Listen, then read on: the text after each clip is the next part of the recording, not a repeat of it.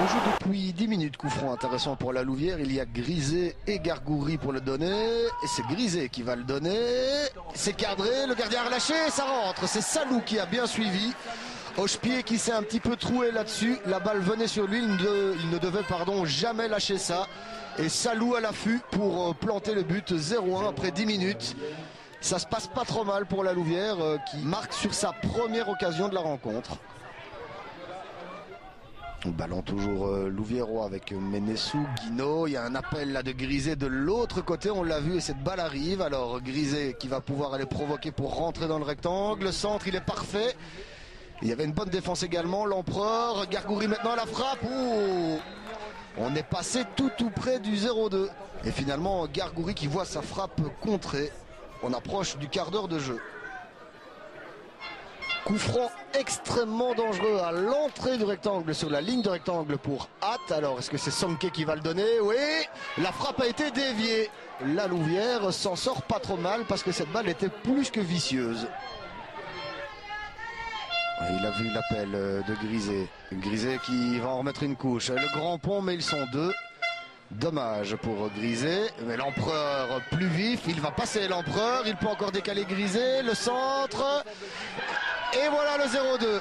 Ah, le mouvement est limpide, c'est Salou qui est à la conclusion, et de nouveau c'est de la gauche que le danger vient, avec un Grisé omniprésent. 25 minutes de jeu dans cette première période.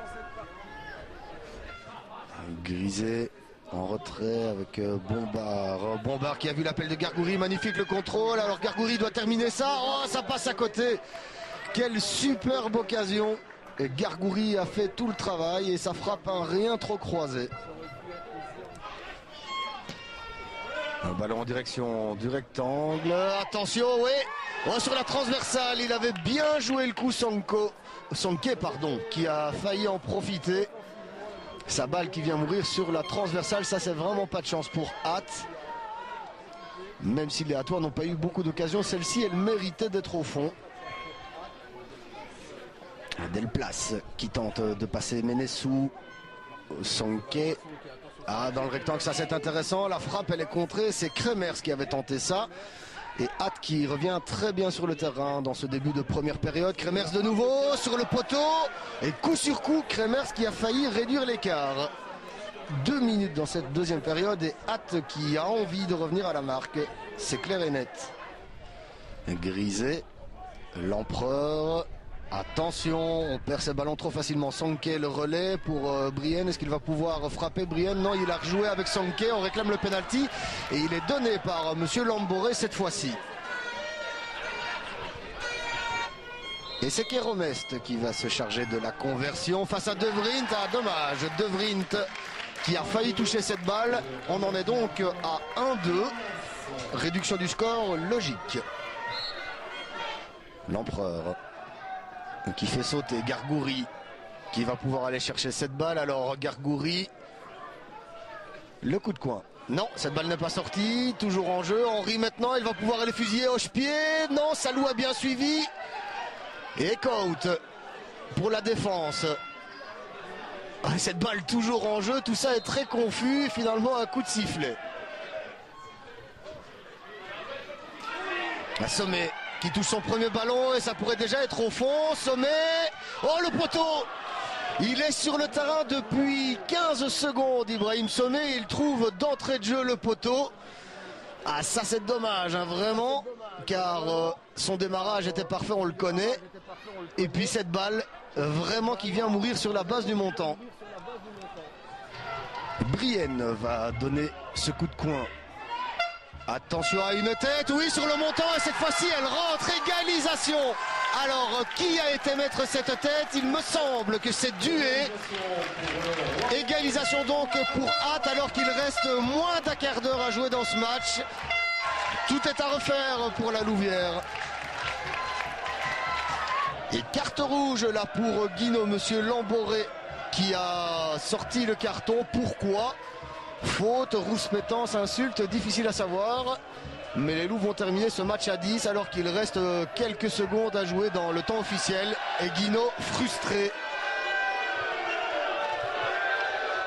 Nous sommes dans les arrêts de jeu, c'est sans doute le tout dernier coup de coin pour la Louvière. Il est donné par l'Empereur à Grisé. Grisé le centre, Nakache, oui ça rentre. Voilà la victoire sur le fil pour la Louvière. Nakache qui était monté en cours de deuxième période, qui va offrir finalement les 3 points. 3 points symboliques, il est vrai, pour l'URLC. Mais voilà de quoi préparer le tour final au mieux. Encore faudrait-il que tour final il y ait pour la Louvière, mais c'est la décision. On la prendra, on l'espère, dans les jours qui arrivent. On va pas se voiler la face, c'est pas évident. On entend beaucoup de choses du côté de l'Union belge, il n'y aura pas la licence. Du côté des dirigeants et des avocats, on dit qu'il y a encore une possibilité. Vous, en interne, comment vous faites pour gérer ça au niveau du groupe ? Je vais dire la même chose que j'ai dit aux supporters qui étaient présents hier à la réunion, c'est-à-dire que dans un club, chacun a son rôle. Les dirigeants dirigent, les supporters supportent, les joueurs jouent, le staff prépare l'équipe. Et donc actuellement, il faut s'en tenir à ça. Moi, j'ai confiance en mes dirigeants, ils me disent que la licence va aller.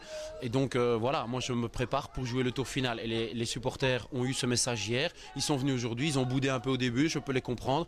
Mais j'espère que maintenant, ça va être un peu l'union sacrée autour de cette équipe pour essayer, je dis bien essayer, de l'emmener au bout. Et en tout cas, essayer d'être prêt au premier match. C'est mon seul credo depuis le début, être prêt à ce premier match. Ensuite, nous verrons. Au niveau du groupe, la motivation reste intacte. On n'est pas trop embêté par ces histoires de licence. Je crois qu'il faut laisser les dirigeants faire leur boulot. Ils font leur part des choses. Nous, côté terrain, on va essayer de faire la nôtre. Je crois qu'aujourd'hui, on a essayé de renouer avec la victoire. C'était le plus important après 6 matchs en victoire. Je crois qu'il a voulu donner un peu de temps de jeu à tout le monde pour voir qui était concerné, qui était à 100% à ce moment-là. En tout cas, le groupe est motivé. On veut tous monter. On est tous des jeunes joueurs. On veut tous aller plus haut. Donc voilà. Je suis très heureux de la victoire de mes joueurs parce que ça veut dire, comme vous l'avez souligné, qu'il y a de l'esprit, qu'il y a de l'envie, qu'il y a un certain amour-propre aussi dans cette équipe. Avec nos supporters, en tout cas, on les a reconquis aujourd'hui, c'est très intéressant pour nous. Maintenant, attention, ne nous voyons pas beaux. On s'est vu beau toute la saison, ça a été un problème à gérer des égos, etc. Il faut qu'on redevienne très très humble avant ce tour final. Et je veux une équipe de travailleurs, je veux une équipe de guerriers, je veux une équipe de bosseurs. Pas une équipe qui paraît, une équipe qui veut aller au bout.